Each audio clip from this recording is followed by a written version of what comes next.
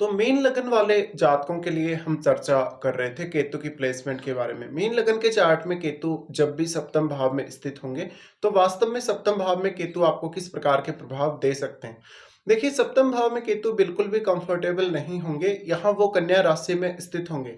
तो आपको जीवन साथी के साथ कहीं ना कहीं जो आपका इंटरेक्शन है, कहीं ना कहीं आपका जो उनके साथ बातचीत है, कन्वर्सेशन है, उसको लेके काफी सारी प्रॉब्लम्स होंगी। इवन आप अपने जीवन साथी को पूर्ण रूप से समझने में समर्थ नहीं होंगे, या फिर आप अपने जीवन साथी से बहुत सारी अपेक्षाएं रखेंगे।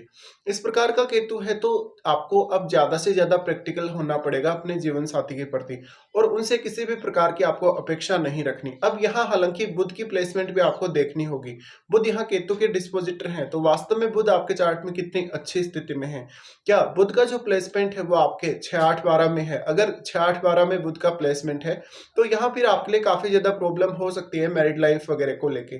और यहाँ केतु पर भी किसी अन्य ग्रह का अगर प्रभाव है, या केतु के साथ अन्य कोई फायरी प्लेनेट अगर बैठा हो, तो मोस्ट ऑफ केसेस में यहाँ मैरिड लाइफ डिस्टर्ब होने के चांसेस रहेंगे ही।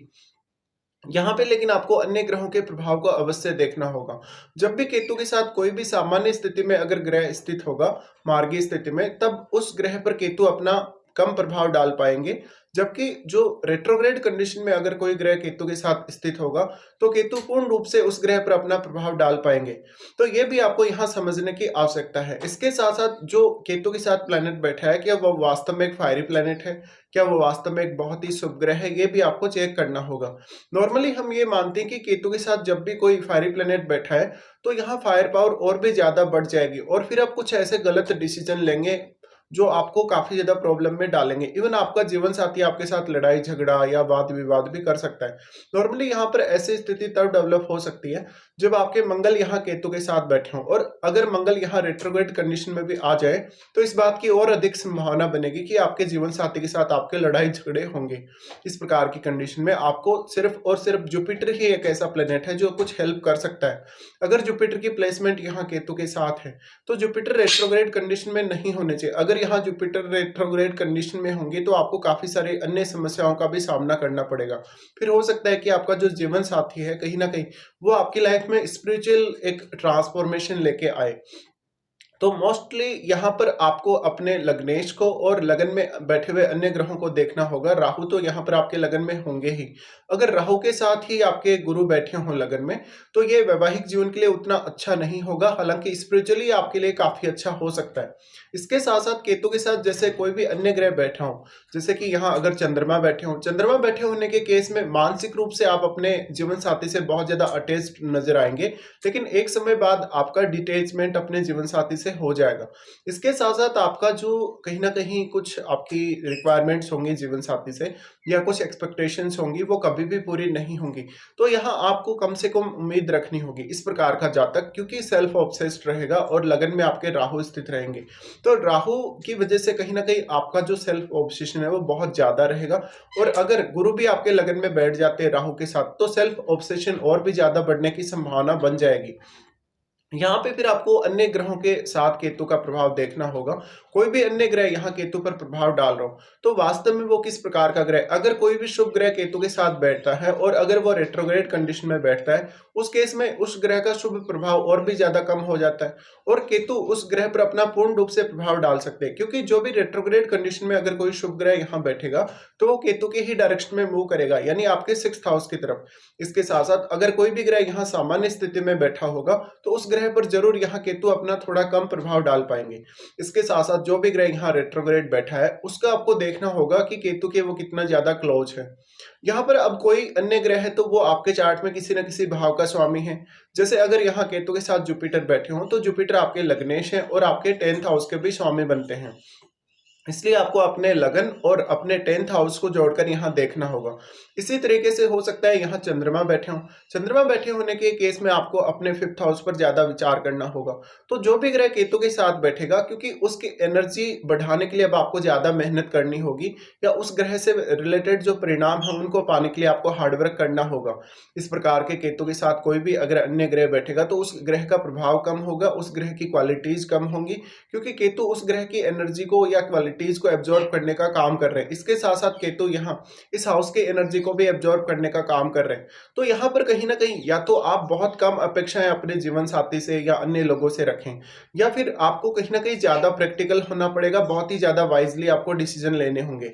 इस प्रकार का जो केतु होगा जीवन साथी के स्वास्थ्य के लिए अच्छा नहीं होगा। अगर यहाँ चंद्रमा का प्रभाव है या बृहस्पति का प्रभाव है केतु पर, तो जीवन साथी स्पिरिचुअली आपको बहुत ज्यादा ग्रोथ दे सकता है, बट आपको रिलेशनशिप वाइज या भौतिक मामलों में उतना अधिक सपोर्ट जीवन साथी नहीं कर पाएगा।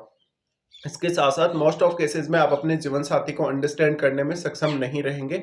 आप हमेशा जीवन साथी को कोई न कोई बात पर ब्लेम करते हुए नज़र आएँगे, या जीवन साथी की कोई न कोई कमी निकालते हुए नज़र आएँगे। इस प्रकार का केतु है तो जातक अपने जीवन साथी को बहुत बार मिसअंडरस्टैंड करेगा, और क्योंकि यहाँ केतु बैठने से आप दूसरों का फ़ायदा बहुत ही आसानी से उठा सकते हैं, क्योंकि आपके लगन में राहु स्थित है।